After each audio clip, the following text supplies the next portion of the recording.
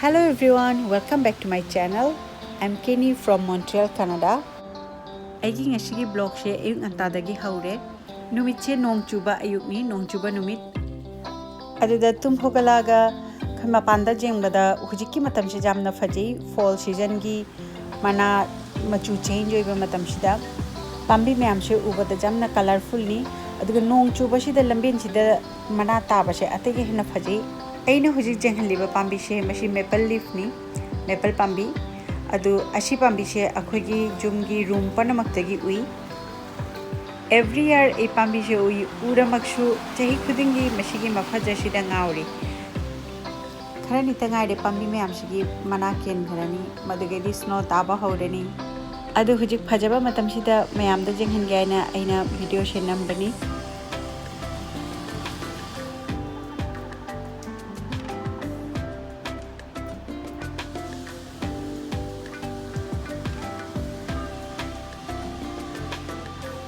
snow taba matam sigana masigana umka mafajamani ingbudi ingi kudi used to ore sida leina adugana umka pambi myam se mana masapura roi oso ngogharani panamakse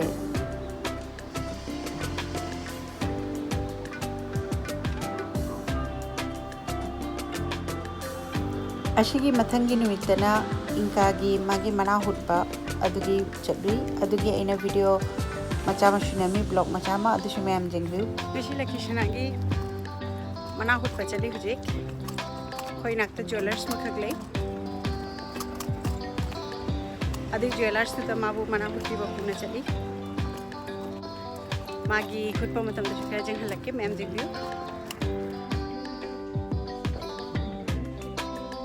Your shoulders go back to and lower the shoulder.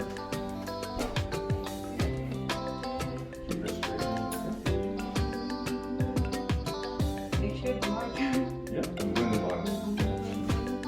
Hold it, hold it. The hand is going to go here flat, okay? Hold it.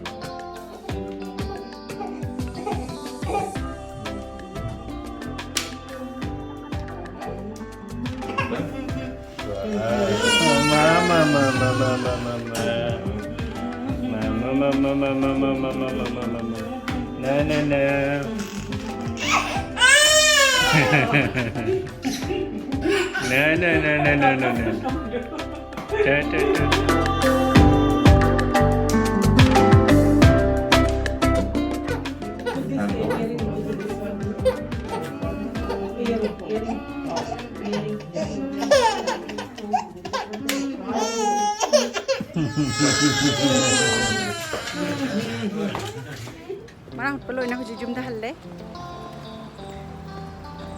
ngha kapi jam na di kapte aduna phatlaw na lae jum da yele ne mana hot peloy na tum ngare bi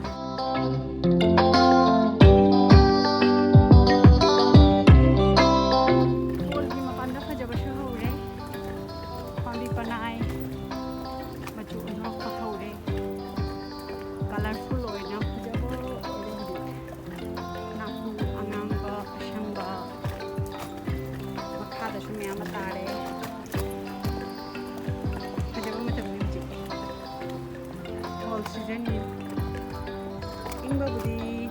jamna ingri na khoi jacket sweater lit shu jari handa kharani shu weather nungai ashi maple leaf na de maple pambi na atege heli phajaba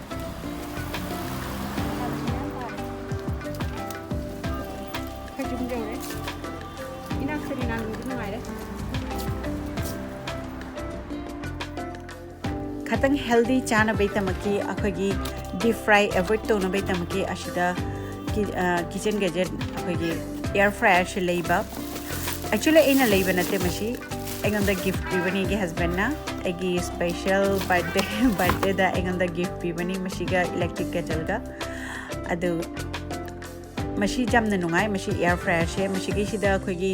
deep fry togadaba mayam to ashigi shiga shigi manung sida hapchalaga bake tawradi jamna de chawba nate mashi akhoi mi ani ohungi ti chum mane easily jai ashida ashi like oven dumaina ne ashiga temperature she set toraga ai minute kaya thamgani healthy chu oire adugi jamna nungai mashi use to bosu jamna nungai adage machine khogi electric kettle aside kasuna ta khoi ising sahan bagi tamaki jamna nungai mashi lei basi chu chakhi yang hapa khangde ingang gi ising sahan ba madage di mai mashi ge sida uri se ising uba se nungai ising shoude adada machu se siga machu ani hong phangi amuba angauba angangba adada angangba se khatang available oidaba adaga aina de angangba leningi mana amuba leningi khatang ge mana dare egi kitchen gadget panamak amuba natani adaga aina angangba se pamna khatang an komona ena leirakpani ashigi matangda egi ngashigi video shelo shelage mayamna pambirade subscribe to baka biramganu amka mathangi video mata unajarashi mayam harau tam na lebiu stay safe everyone